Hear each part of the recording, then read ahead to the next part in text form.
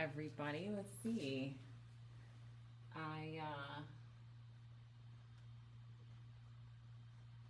got an error message setting this up, but I think I'm up and running, so cool.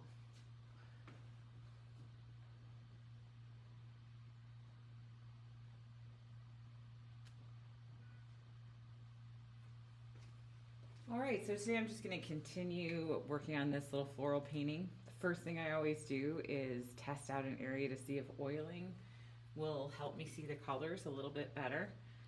I'll put some oil on my palette. It's mixed with just a little bit of Gamsol, linseed oil. And usually I'll go into a dark area and just kind of hit that with just a scrubby brush. See if the color change reveals any like richer color. Things dry pretty close to the same color, but a little bit matte sometimes, and that matte can make them look lighter than they actually are. So it's a good idea to spread a little bit of oil on your darks as you're working, just to see what you actually have.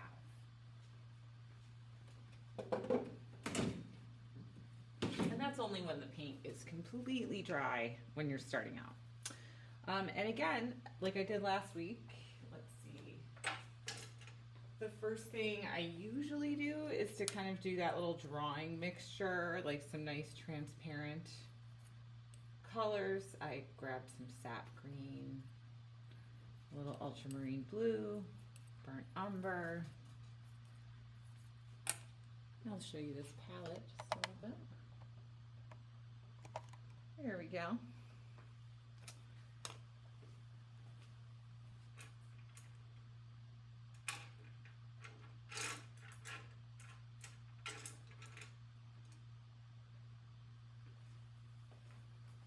Over here looking for just the right brush. I'm going to put a little bit of oil onto my palette.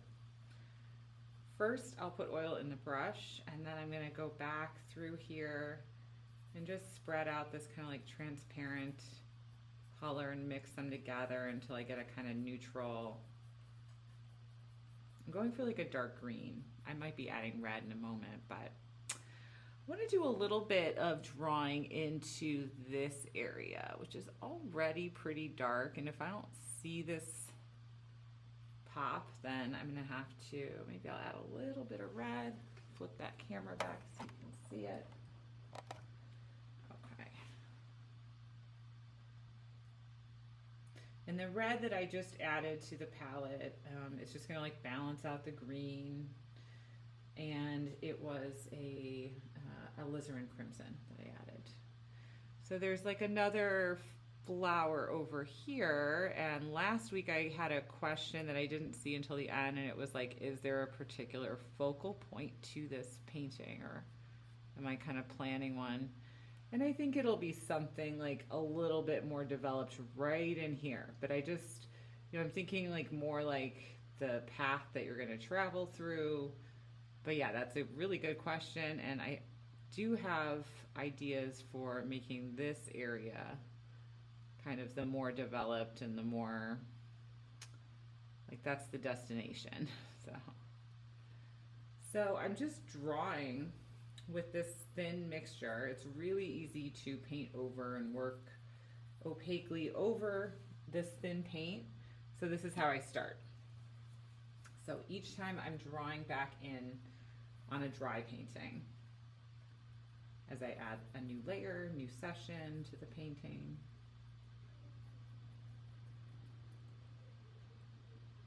All right. And I like this mixture because you can, I start with line usually, but you can also do like a little scrubbing and kind of glaze over whole areas and just build it up a little bit.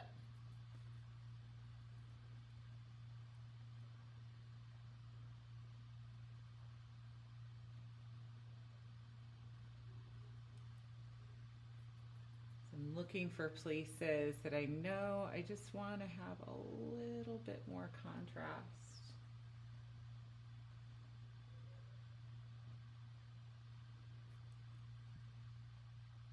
color is very effective for where I'm working right now. Hopefully you can kind of see that. And I'm not trying to make like super, boring, heavy lines the same everywhere. I'm almost using this little mixture as just a little transparent color to paint with, kind of flicking with the brush, trying to get some texture, get some use out of this layer in describing. I'm really zoned in on this little flower, but it's being very satisfying to paint in that area right now. So, all right. But moving along, this is the thing. You may find yourself like kind of zoning into one little area and becoming too focused in that one spot. So it's nice to give yourself a little bit more information, move the painting in that direction, but maintain that balance, maintain that balance, maintain the balance. So, I mean, this is what I'm telling myself, so I think that for this loose style of painting, just moving around and thinking about the whole instead of the individual little parts has been where I have found like the best results for myself.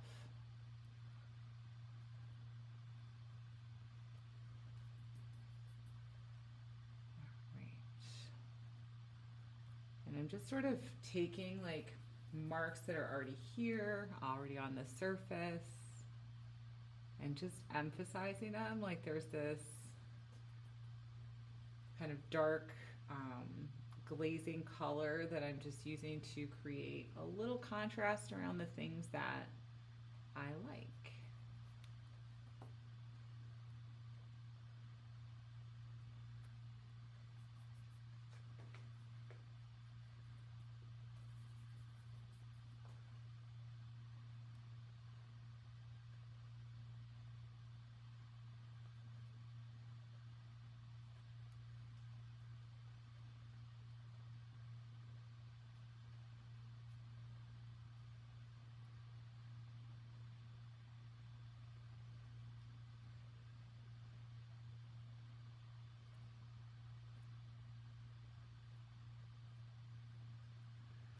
Now I was wondering kind of to myself about this painting, how much longer I wanted to work on this. Ideally, a couple of sessions. I really do want to wrap this up. I think today and maybe one more would be perfect. That would be a nice pace for this picture.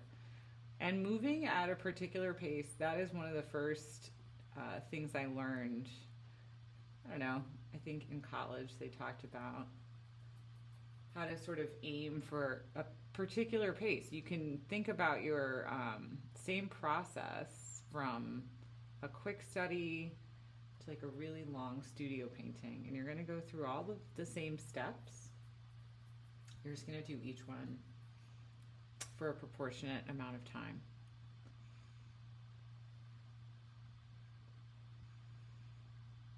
So in a longer studio piece, maybe you're going to spend a lot longer going in with that drawing stage, maybe hours, right? And with the study, it might be something like 3 minutes. You're still doing the same process. It's just for a different amount of time.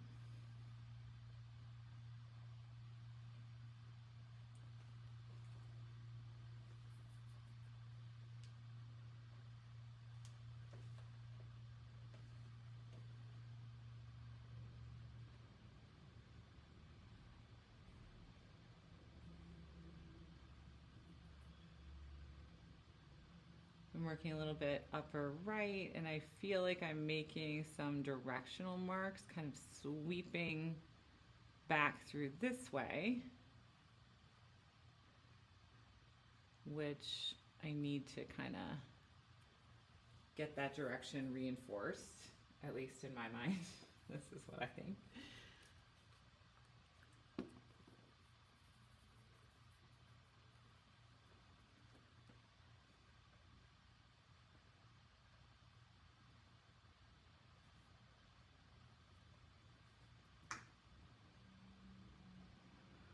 wish I could play music for you guys, or for me as well. But sadly, there's like some sort of copyright issue, of course. You can't really just play someone else's music in a video that you're putting out there on YouTube, even if it is just a video of you painting in your studio. So, no music, unless there's something I'm missing, and if anyone knows, feel free to pass that information along. Can one play music? I'm assuming no.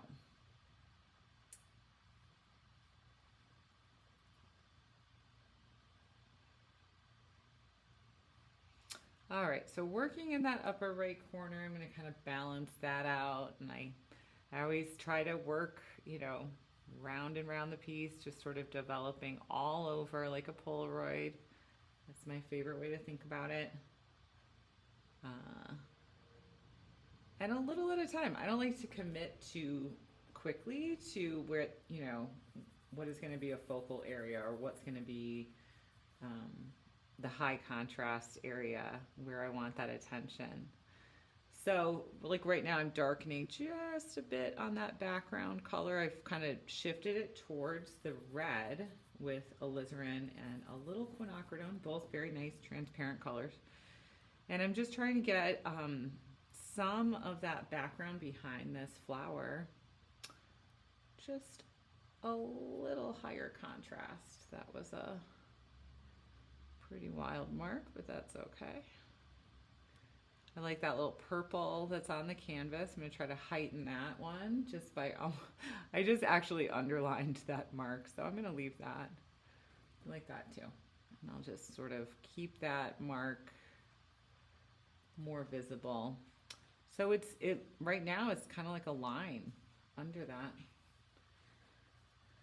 And what I'm going to do is just like wipe my brush out so all of that transparent paint is gone. I'm going to soften the bottom edge of that line.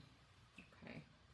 So now instead of just a line that can feel a little bit flat or two-dimensional, that bottom edge being softer and kind of just blending out, I think gives it a more believable sense of, you know, depth and space between these things, these flowers, leaves, etc. So it's not a hard edge from the top and the bottom, and there's a little bit of softness on one side of that, what started out as a line, and it's no longer a line. It is then a shape.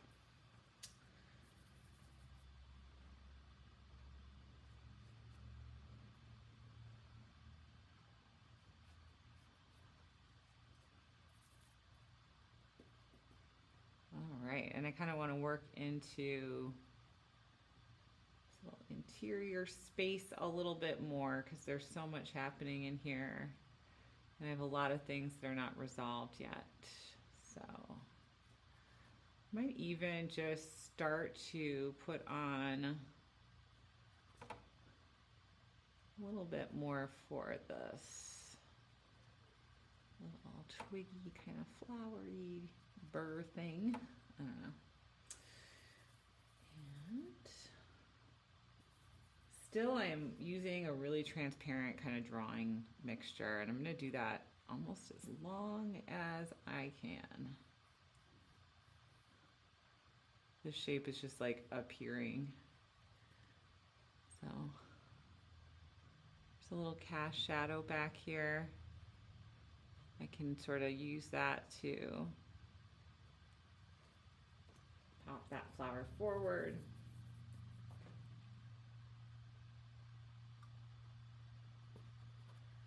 I mean, one thing is that glazing really is such a nice way to find the drawing. Okay, so you don't need to start out with everything exactly named, precisely placed, outlined, planned. You can use these transparent layers and see how I'm just like picking out this little leaf form from the marks that are already there. This is the fun part of this process for me. I love this part. I mean, not every part is going to be as fun for every artist, but this is one that I think is just so fun. So you're just sort of looking at like the marks that you already have. Where can you imagine leave? Sometimes they just work out so easily. Other times they're going to be more of a struggle. That's kind of what's entertaining about this process and what's interesting to me.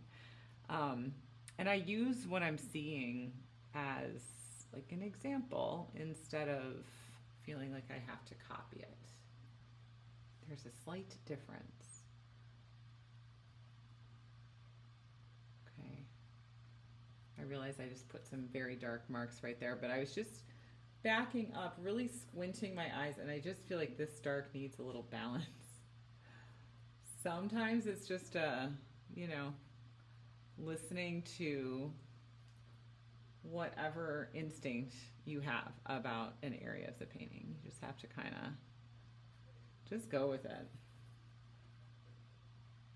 If you have a thought, like people say, "Oh, I think I see blue in that vase or in that cup or in that whatever," then you absolutely do, and you should go with that by all means because it's there. You can emphasize it. You can use it expressively. And really, that's just practice following your own very sometimes quiet intuition about where a piece should go. So, all right.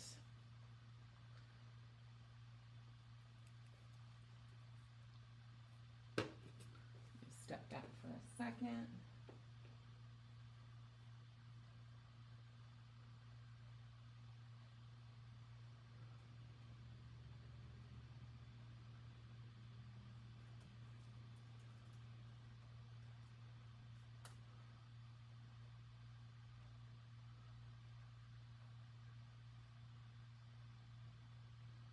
Oh, you know what?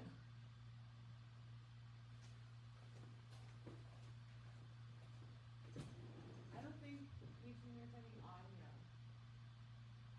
Yeah, it's just my audio is disconnected. Did you check if it's fine?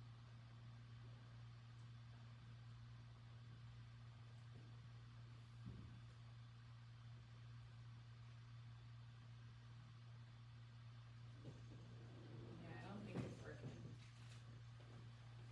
Ooh. All right, I'm sorry about the possible chance that my audio is not working. I just noticed. I'm getting like a little error message, so bear with me for 1 second.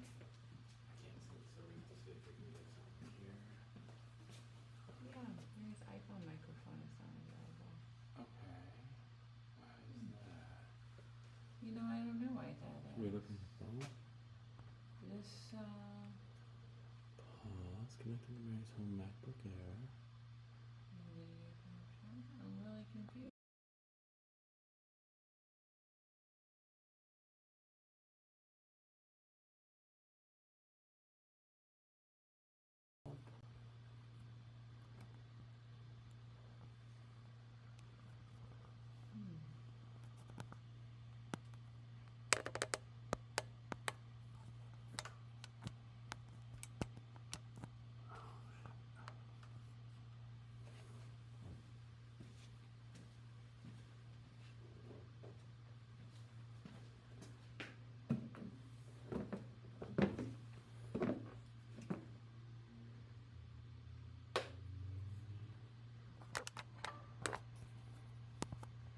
So I think silent mode was on.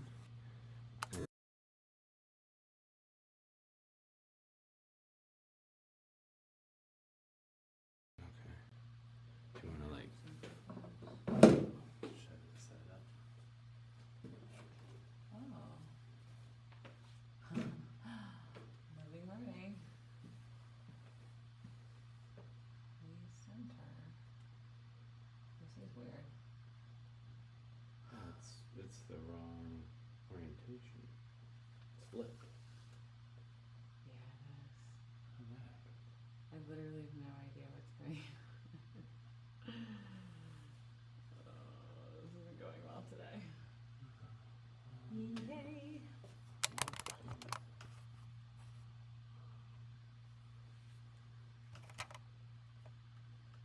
Oh, it's gone?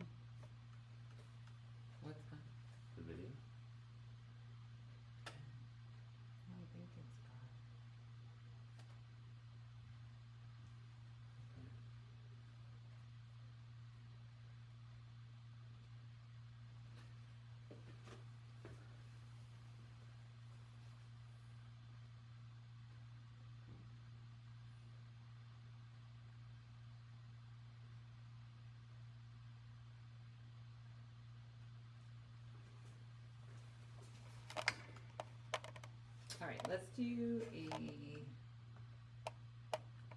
check if the microphone's now on.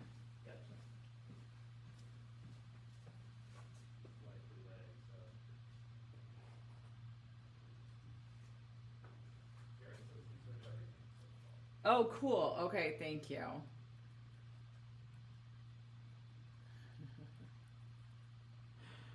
It must be fun to wonder what I am doing over here. But I promise you it looks so much more complicated if you saw the computer setup. So I'll get it one day, but it is just being extra difficult with lots of little error messages and requiring strange, things on my part. So in any case, thank you for bearing with me. Glad you could hear it so far. I'm gonna keep going.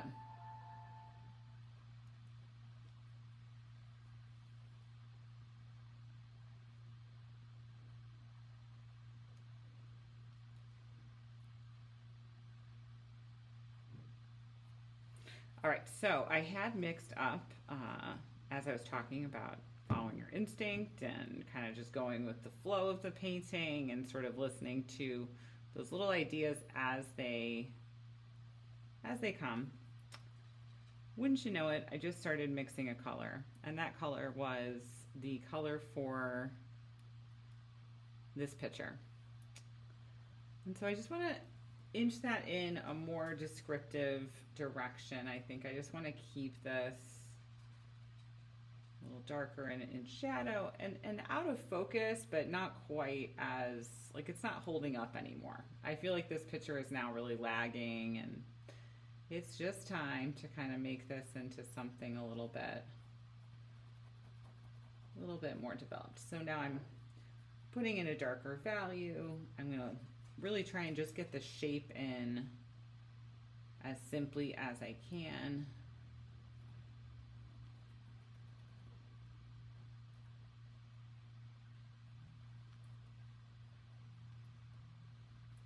I'm leaving a little bit of space for lighter leaves that I'm going to be, and some darker leaves I'm going to be painting over the top. This is somewhat random so far, but leaving some space will be helpful. And again, I'm trying to preserve like any marks and colors that I think are nice that I could use around. The more the better. The more marks and colors that are looking, interesting and descriptive, the better things are. So we want to save the ones that are working.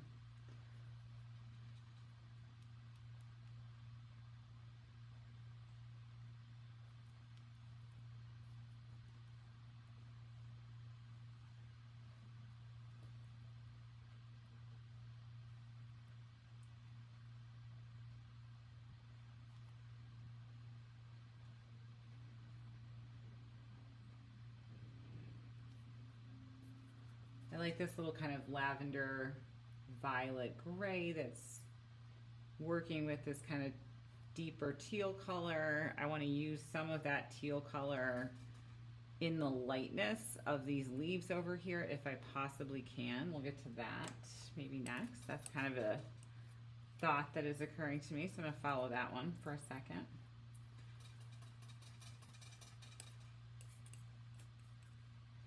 And just for a little quick mixing. Okay.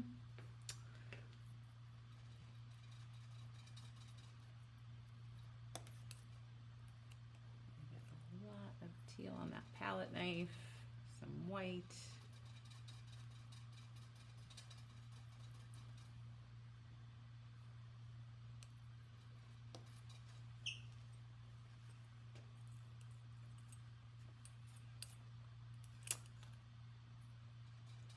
And now I'm over here just kind of mixing. I want to mix like a green with, this is such a strange thought, but this is like a green with less yellow in it, right? So I'm just going to mix a gray. I'm going to add some teal. How little can I use to make this feel green? And do I even need the yellow in it? Maybe I'm avoiding a lot of yellow because this piece really doesn't have that much in it. And I don't want these colors to be too all over. I really want to focus them. So let's start testing out that theory.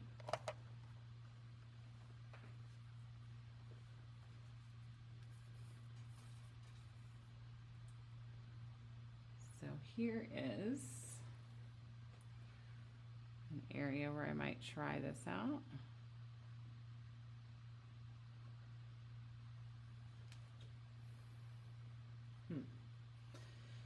Interesting thought.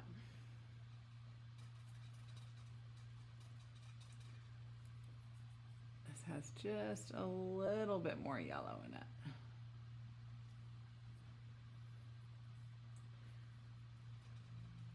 I do kind of like it. It feels a little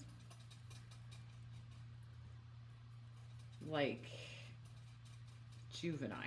I know that's a weird word to say, but it's kind of like, it makes me think of like a bedroom paint color or something. So I like that so much better. I'm going to show you the palette again because I just brush mixed it. And if you can see, this bright color here was the original color, and I took some burnt umber, which I mixed with just a little bit of an ultramarine blue, which makes a really nice kind of neutral gray. And that just made that color just like calm right down. So I think that is probably going to be the green formula, or like the way that I'm kind of making these greens is something in that range. Feeling more confident about that color because that's a big color in this piece. We have to figure out how to make these light greens. And green is it can just be such a loud color, you know? And like, I want the pink to be the more vibrant color. I don't want these greens to take over. So essentially I'm using like a blue gray, which is acting like a green.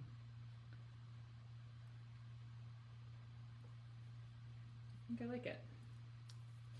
And now I have all these little variations. I can kind of go a little bit more teal here and there. And that's cobalt teal, paint color. I can take that more like vibrant original color if I really want to build up a little contrast with that. Like if you can see that mark next to the magenta, it's like good, good, good, good. I mean, I like that color combination. I think that's where it's going. This one I like a lot too. And I'm going to say there's a little cobalt piece right in here at the bottom that I think I'm going to try and pick up on that idea. And now I'm having too many ideas at one time, and I have to like start making color notes to myself or I will forget the thing that I just thought of. One of my former teachers did this all the time. She would make Christine Hanlon, if you remember that painter who is still painting, or if you know that painter. She taught me that she would put these little, like if she had a little idea about a color, it's that little cobalt violet-y color. And what I did was I just kind of matched it. I thought it was just really simple cobalt and white. I matched it. So I'm gonna put that a few other places where I just want to sort of leave a note to myself that this is a very useful color.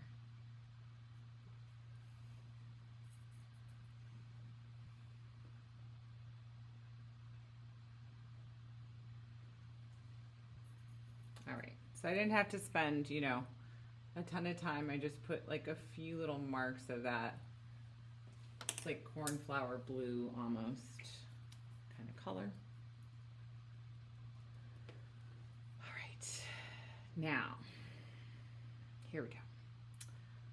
We're gonna create a few more light leaves and a little bit more activity in this area. And I'm just gonna try and use the brush as like a smushing kind of mark instead of like, you know, drawing in all these leaves. I'm like gonna shift that brush and just almost roll it across the surface. As I load that up with paint, I am really scraping as much paint as I possibly can and really trying to fill that brush with paint. And then it's kind of laying down the majority of the paint almost on the brightest part of the leaf and twisting the brush and like releasing the pressure at the same time. Really fun. But I did see an artist try to like quantify how many ways you could use a brush, and he made this little like rubric of different ways, and it was like he got to like 900 plus ways very, very quickly. And he could have kept going. There are so many different combinations between, you know, how much paint you're loading on the brush. Is there medium in the paint? How are you holding the brush? Where are you holding the brush? How are you dragging the brush? With speed, with pressure, etc., etc. It goes on and on and on. So there's just endless ways, endless variables that you can kind of manipulate with a paintbrush, and you can get different results based on these combinations. And so it just, you know, it's not something that necessarily comes naturally, though. Often people, I think, really struggle with like, okay, I've got this paint on the brush. Now, how do I actually get it onto the canvas to look like the thing? This is kind of the difficult part, and I think watching people paint really helps, but ultimately you kind of have to, like, you know, try it out yourself and find out where it is working and where it is failing, and fix the parts that are failing. And that can just be trial and error. It can be a class, it can be a video, it can be so many different things. It's just, you know, how are we going to solve that one problem? And then there's the next problem. We'll solve that problem next. So it's just a lot of problem solving.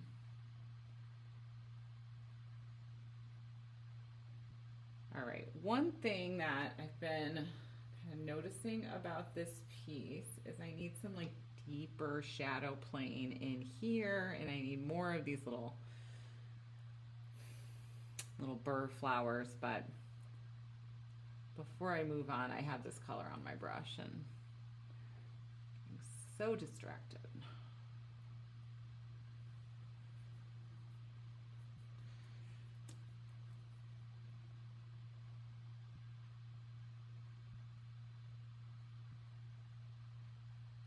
Use the same color just to like heighten that a little bit.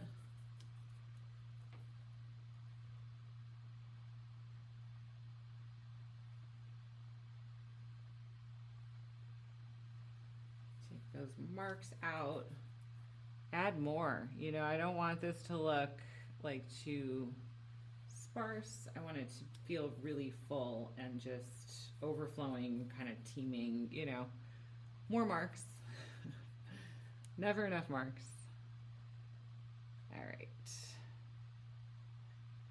Now, there actually are definitely times when you've got enough marks, so I should not joke.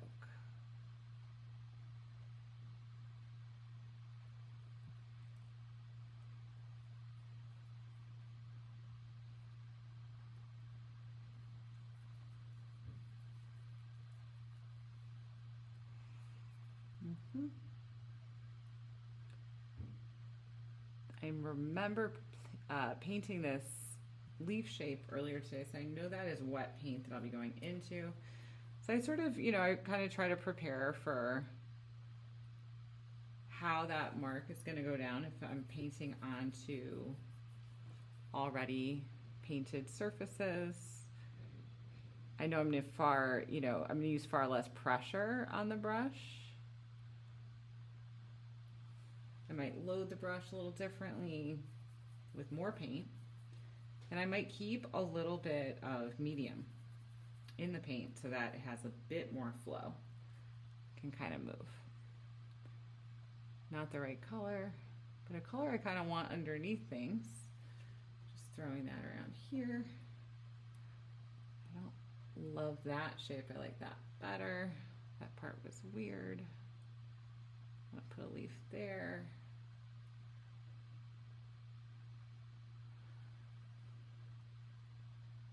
Some problem is starting over here. We'll see what we can do about that.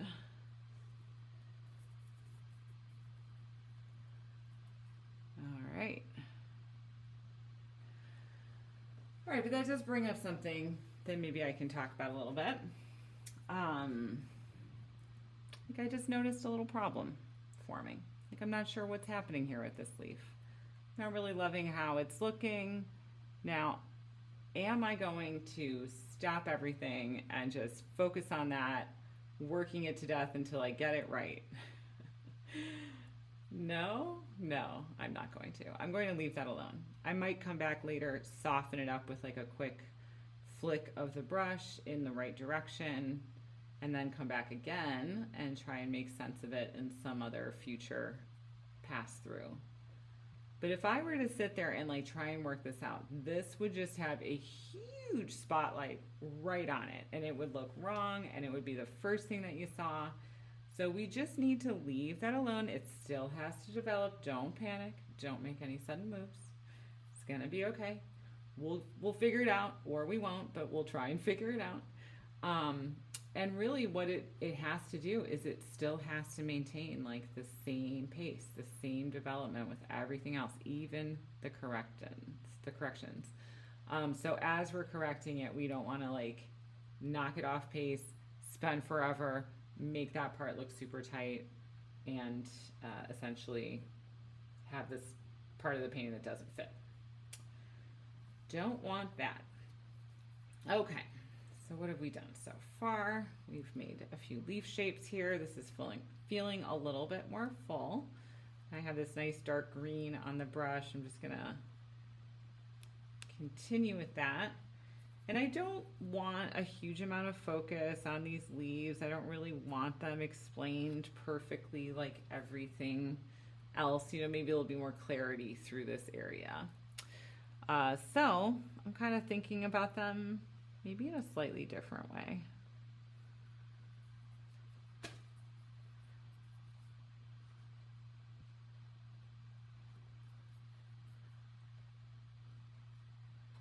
That hopefully they can just, almost some of them can be like abstract kind of marks, I guess. Because I always think that if you have one area, or like you've explained what these marks are someplace, if you have one area that you render out a little bit more clearly, all of those marks take on the meaning of that rendered area. So you can kind of suggest the leaf-like, you know, stuff happening without really getting too specific if you just get a little bit more specific someplace else. All right.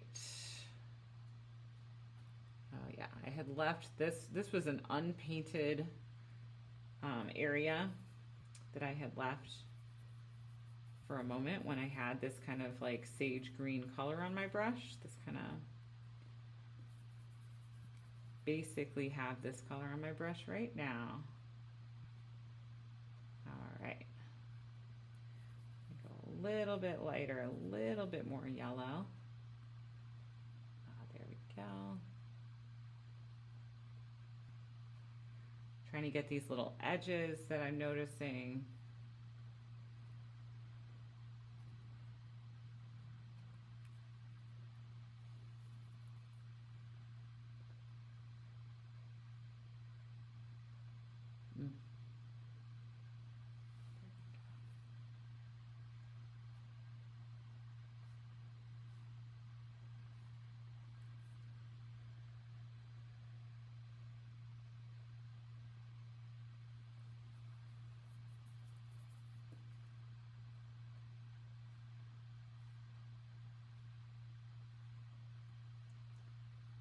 All right, I might give that a little bit more dimension later.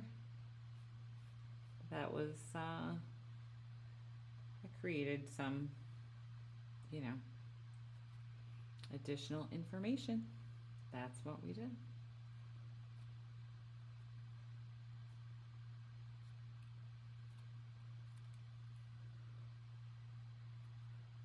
All right, we've got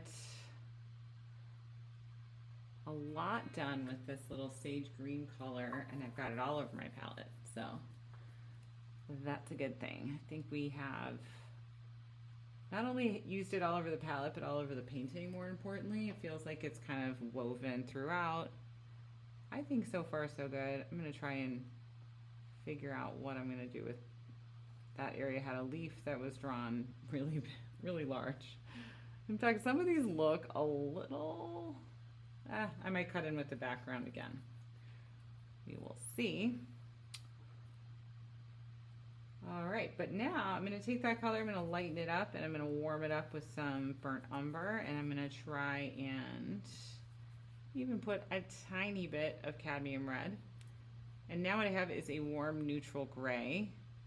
And I'm gonna use that for some of the petals of these flowers over here that I started to lay in. I mean, I think I kind of started them, I don't know, last week, but let's develop a little bit more specifics with these.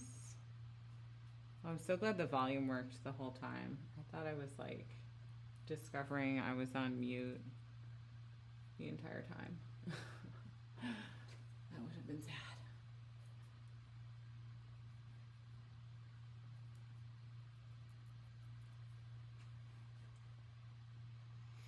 All right, I've got some lighter marks that I'm going to use kind of across here. I have whole flowers that aren't anywhere in my painting yet. Mostly that was due to, why was that? No, you know what? They are here. They're just kind of very similar to the background. I do have some pink flower marks. We did look at these little flowers over here. So now we're just pulling these marks out of the background. I don't know. There's a lot of moving parts. What can I say?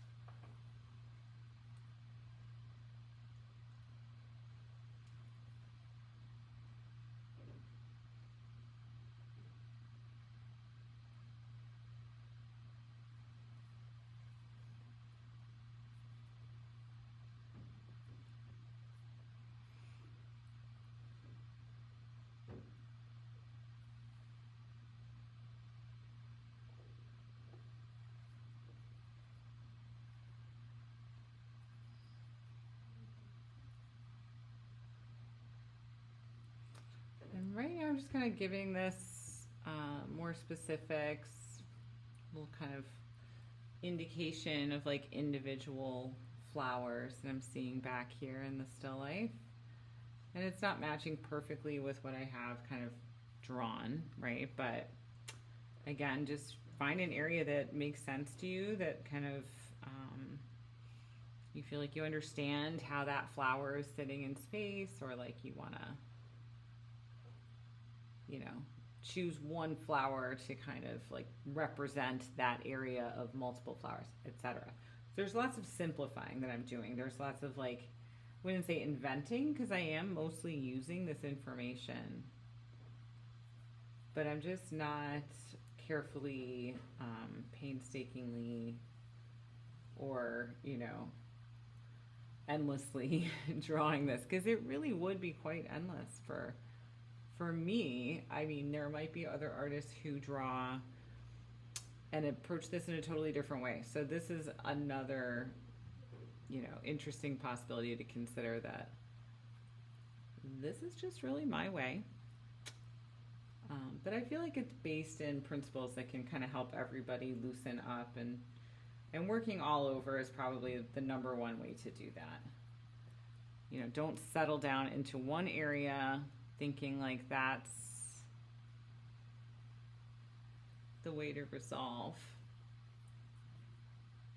You can see I just went back into that little problem area. Not for long though. And like I said, I might do a little bit of just like flicking with the paint. Actually kind of like what I just did there. That gave it almost like a little shadow plane, or turned it on its side in a way. And then maybe we just need a few darker marks to sort of draw out some contrast to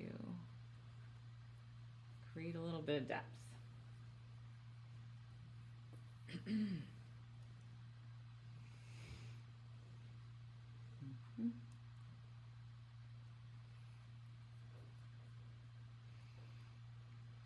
right, a little there and a little here. I'm always moving around.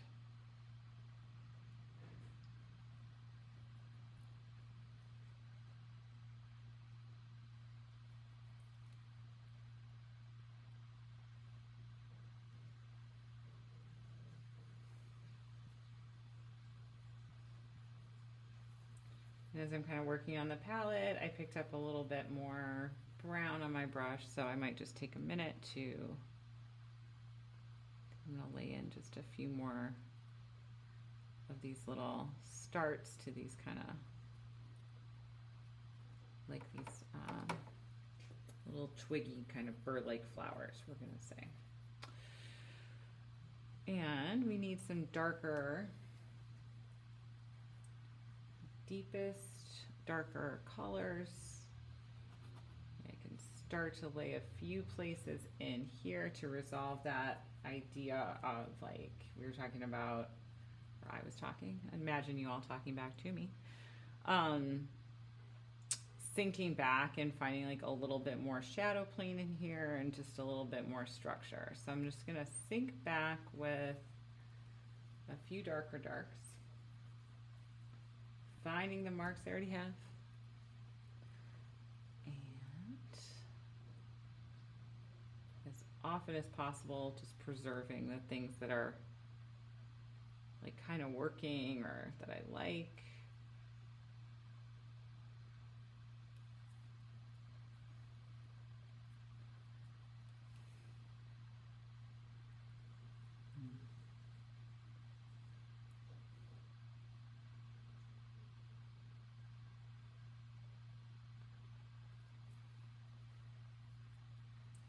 Like where I place these darks is another opportunity to draw.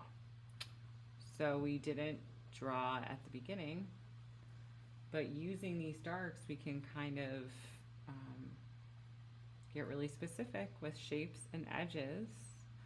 So it's not really line drawing. It's more like we're just dividing up more like amorphous early shapes, first layer things, and getting more and more specific, and like getting these kind of committed to, right? Like you're finally ready to say, this is where that flower petal is. And that certainly does not happen at the beginning of the painting. There's these darker flower petals.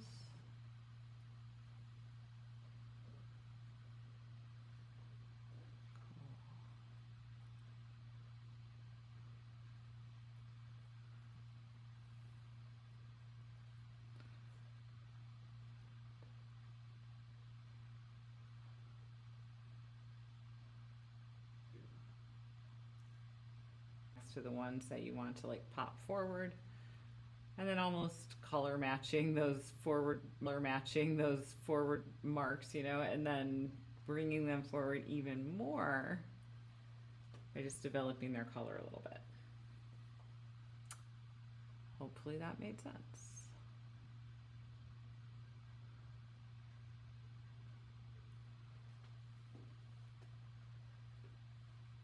Cool. All right.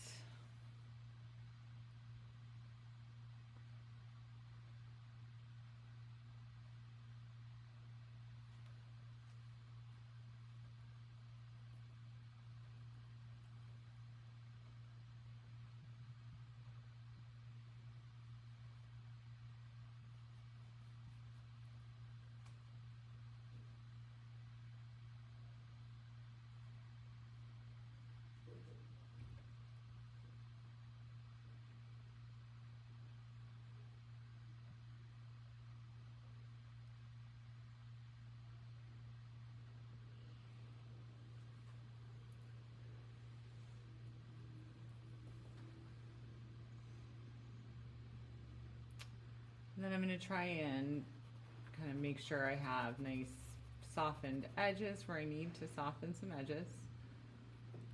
Remember, if things are really sharp on all sides of the form, it's going to feel incredibly cut out, so we don't want that.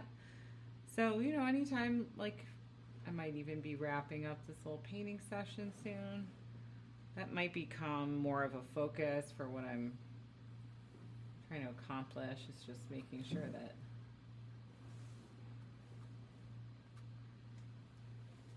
we get these little wet areas of paint appropriately softened in. Just don't like to fight any really sharp lines if I don't have a need for sharp lines there. So it's not like every edge has to be softened, but where we want a little bit more atmosphere or space or depth, we want to make sure that we're not like having to go back and mix all of these colors again just to get a softened edge that we could so easily do just by kind of going like that right now. So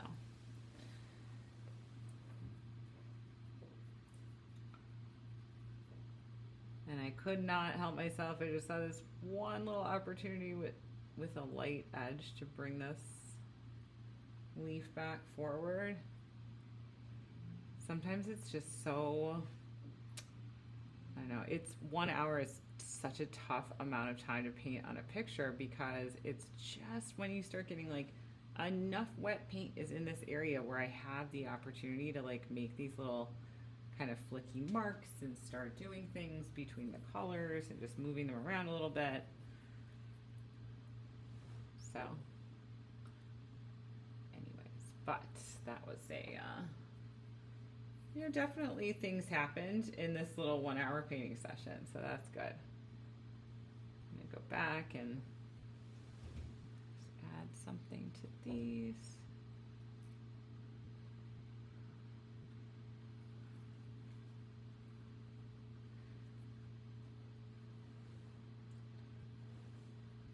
All right, there's a couple places that as I'm, you know, softening these darker shadow edges, I've decided just to mix up like a little bit of that background color. Maybe we can just see a tiny more development, especially along the edges. It's not as difficult to come in and, you know, paint into all of this true background stuff, but anywhere that is near like the objects, that can be a little bit more challenging. And just in the zone is someplace I might want to just spend a little bit of time. So briefly talking about edges,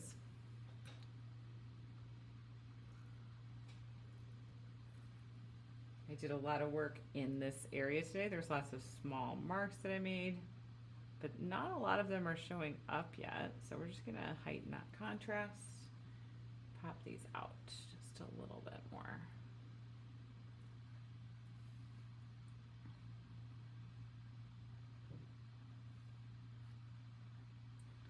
I I still see some like raw canvas in this area. And I don't mind that sometimes, like the look of like an unfinished area in a piece, I think can be really beautiful. So that can be like if it's like a knee-jerk reaction, like, oh, I have to finish every single part, maybe rethink it. Maybe I don't need to finish every single part for the piece to be finished overall. So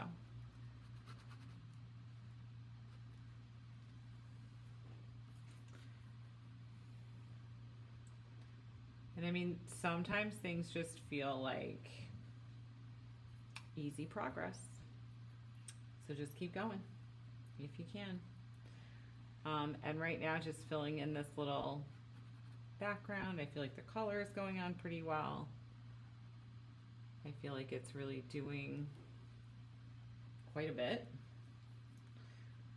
I don't know if you can see it on video, but it feels pretty good.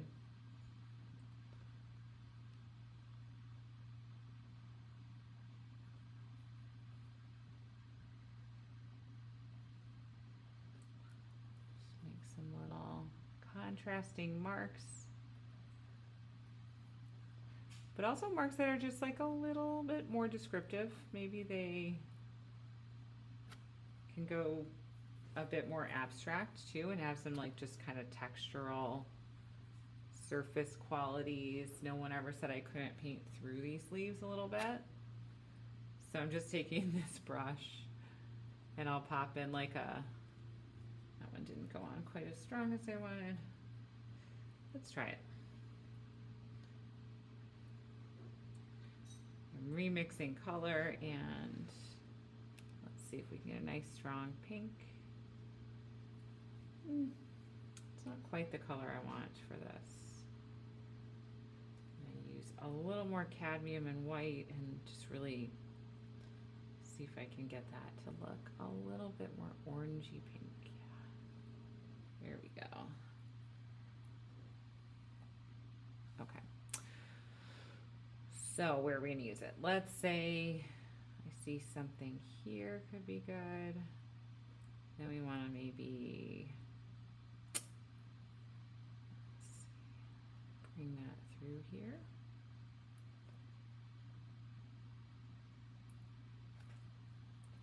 Let me just flick that through.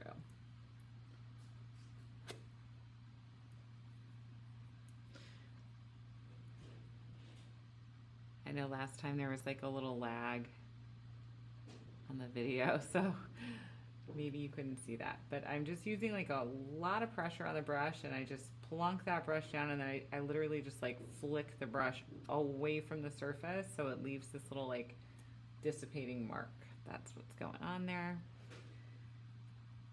And I'm just building up these negative shapes between the leaves a bit more today. That'd be a good place to leave it.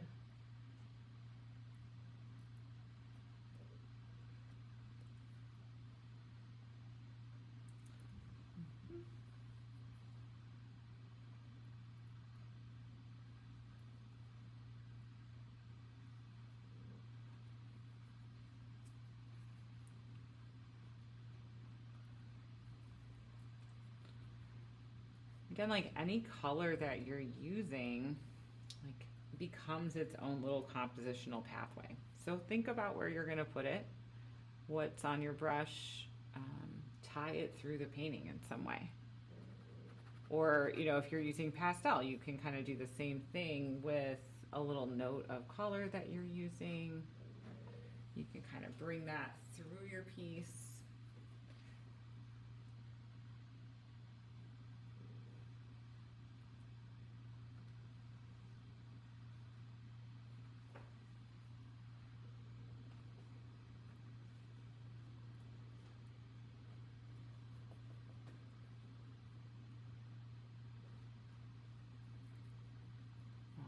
I'm trying to make these feel a little bit, I want to feel that turn around a little more, that like arc around this bottom left side of the piece.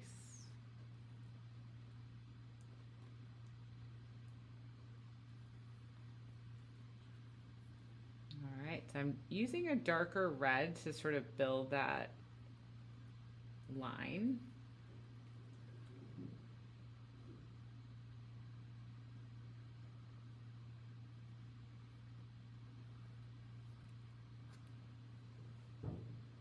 And even that, I don't know if it's enough, but it definitely helped get this directional feeling coming this way. It's not a really strong part of the piece. It's nothing like major, but there's something there now that wasn't there before that I think helps that feeling of like the directional quality here.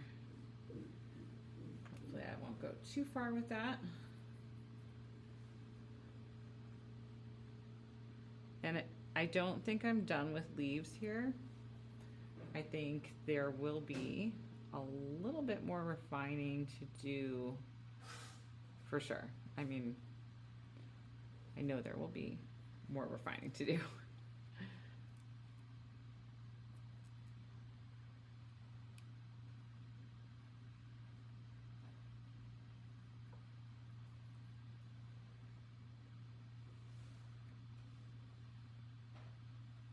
There we go.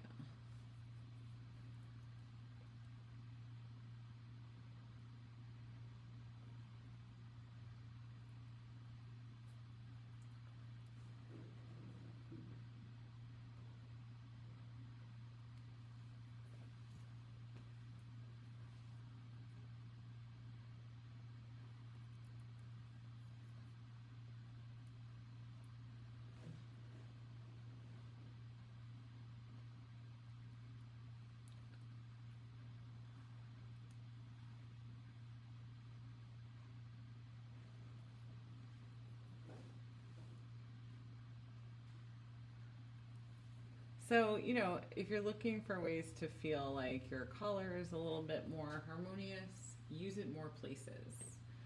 If you have a color that you're using in one area of your painting, find a reason or make up a reason to use that same color in another area.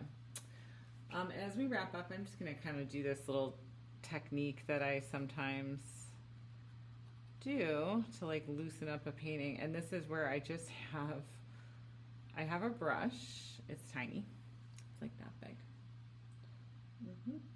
It's like a number 2, or actually it's a 0. Tiny brush, and I'm just kind of going in and I'm almost like making these little scribbly marks. Everything was feeling a little bit clunky. I don't know if that makes sense. Clunky just meaning like the paint was sitting on the surface in this way that it was just kind of plunk, you know? And I think that this can help it feel a little more incorporated. It's not the finish, but I'll just go through and almost like make these little scribbly motions,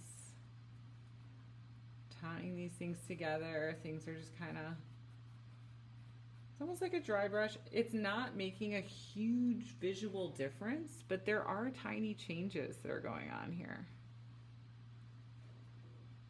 So avoiding like really hard marks that you have to work and work and work to like fix or correct in your next layer. That's one reason to soften your edges at the end. Also, another reason is because softening your edges at the end can be a really nice way to describe what you're seeing, because soft edges are very descriptive.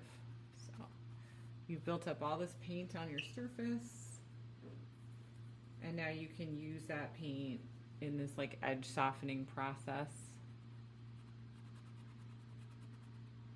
Kind of just blasting out these little lines right in here.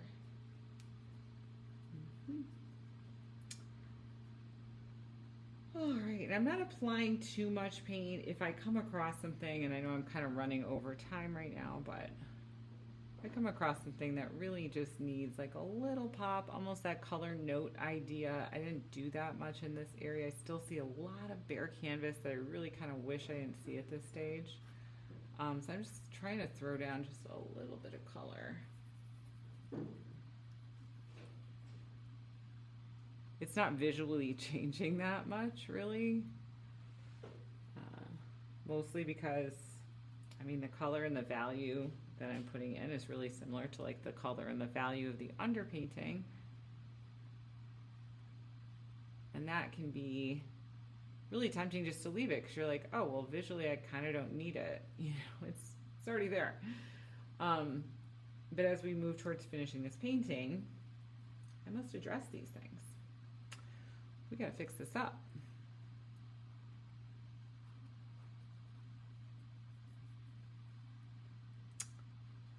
And I just discovered how much I like that kind of cornflower blue that we talked about early on, and I left myself that little note right there.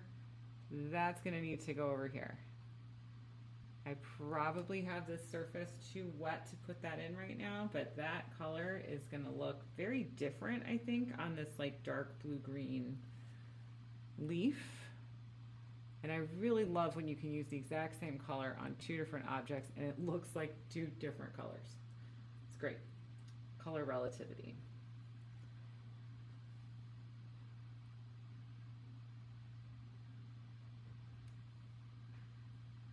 Mm-hmm.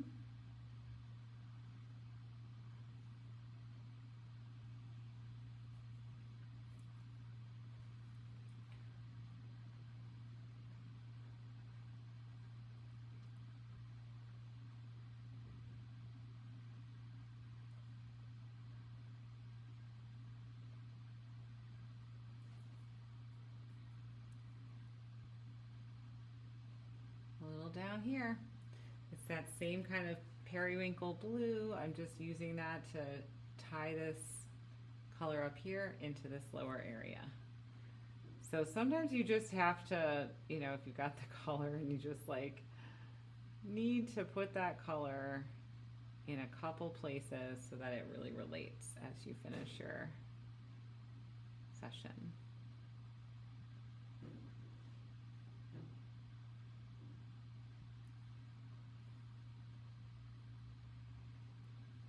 Just thinking about where else I can put it.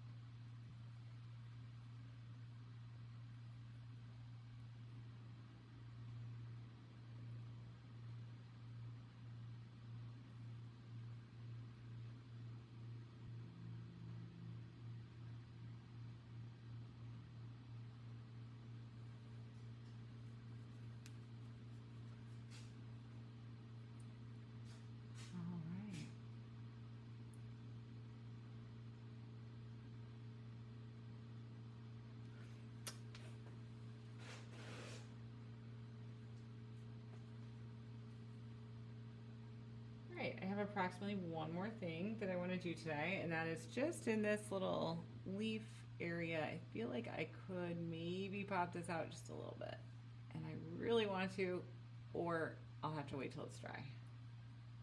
That's okay, I'll wait till it's dry. Just a little yellow in there.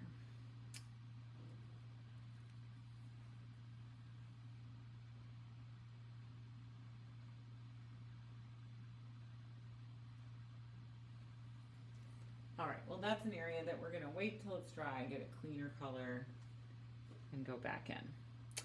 So more to do on this. Thanks for following along, and see you next time. We won't be doing this next week, but we will be doing that the following week, so we'll see you then.